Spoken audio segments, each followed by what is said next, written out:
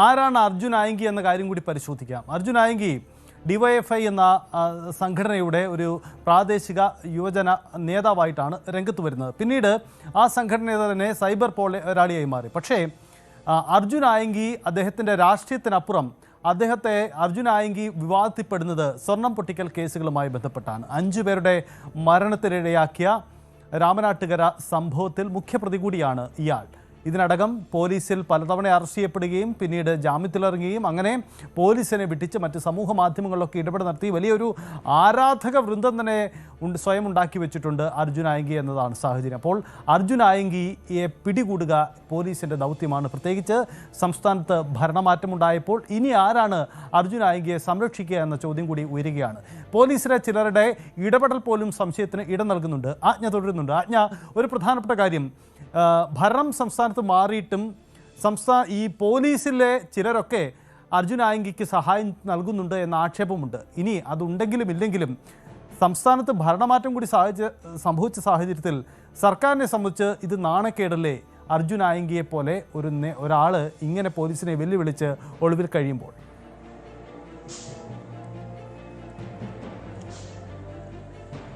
തീർച്ചയായിട്ടും സജിത്ത്, പ്രത്യേകിച്ചും സംസ്ഥാന സർക്കാരിന് നാണക്കേടാണ്.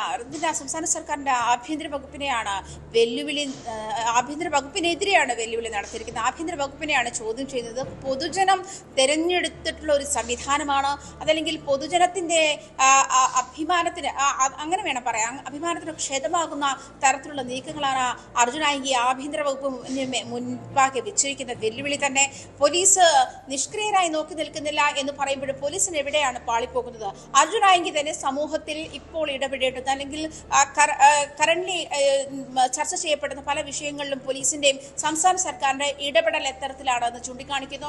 അത്തരത്തിലുള്ള വിമർശനങ്ങൾ സംസ്ഥാന സർക്കാരിനെതിരെ ജനങ്ങൾ മുന്നോട്ട് വയ്ക്കുന്നു. പ്രത്യേകിച്ച് മത്സ്യത്തൊഴിലാളി വിഷയത്തിൽ ഉൾപ്പെടെ കഴിഞ്ഞ ദിവസം ഫിഷറീസ് വകുപ്പ് മന്ത്രി പോലും അതിനോട് പ്രതികരിക്കാനോ സംഭവ സ്ഥലത്ത് സന്ദർശിക്കാനോ ആളുകളെ സന്ദർശിക്കാൻ കുടുംബത്തെ സന്ദർശിക്കാനോ തയ്യാറായിട്ടില്ല.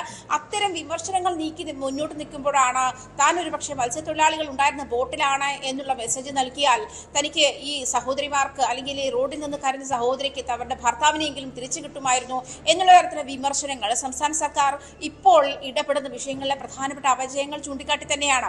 അങ്ങനെ സംസ്ഥാന സർക്കാരിനെ ചോദ്യം ചെയ്യുന്നു, ജനങ്ങൾ തെരഞ്ഞെടുത്തു വെച്ചിരിക്കുന്ന ഒരു സംവിധാനത്തെ ചോദ്യം ചെയ്യുന്നു, ഒരു പൊതു സംവിധാനത്തെ ചോദ്യം ചെയ്യുന്നു. ഇത്തരത്തിലുള്ള സാഹചര്യത്തിലേക്ക് തന്നെ ഒരു ക്രിമിനലിനെ, അല്ലെങ്കിൽ ക്രിമിനൽ പശ്ചാത്തലമുള്ള നിലവിൽ ഈ പറയുന്ന 23 കേസുകളാണ് അർജുൻ ആയങ്കിക്കെതിരെ രജിസ്റ്റർ ചെയ്തിരിക്കുന്നത്. എനിക്കെതിരെ 4 കേസുകൾ മാത്രമുള്ള സാഹചര്യത്തിലാണ് ഇത്തരത്തിലുള്ള വലിയ അന്വേഷണവും, അല്ലെങ്കിൽ പോലീസ് ഇങ്ങനെ തന്നെ പിടികൂടാൻ പാഞ്ഞു നടക്കുന്നത് തുടങ്ങിയ തരത്തിലുള്ള ഒരു മെസ്സേജ് തന്നെയാണ് അർജുൻ ആയങ്കി സോഷ്യൽ മീഡിയകളിലൂടെ പങ്കുവെച്ചുകൊണ്ടിരിക്കുന്നത്. മാത്രമല്ല അർജുൻ ആയങ്കി ഒളിവിൽ പോകുമ്പോഴും ഈ ഓരോ ഘട്ടത്തിലും അർജുൻ ആയങ്കിയുടെ നീക്കം എന്ത് എന്ന് പോലീസ് നിരീക്ഷിക്കുന്നുണ്ട്.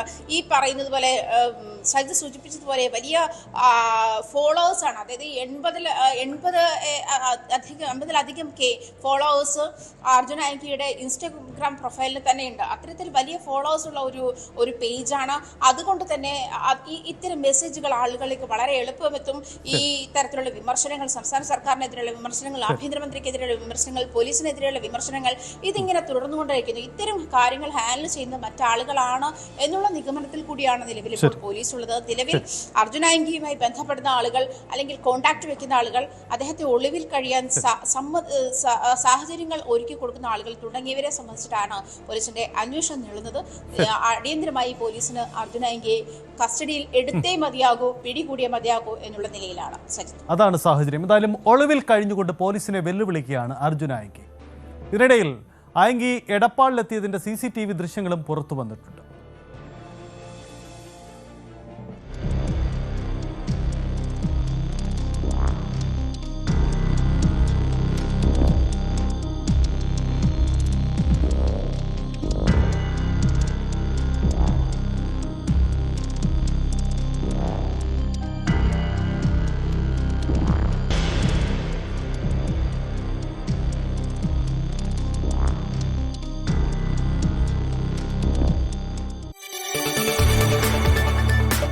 കൂടുതൽ വാർത്തകൾക്ക് News 18 കേരളം യൂട്യൂബ് ചാനൽ സബ്സ്ക്രൈബ് ചെയ്യുക.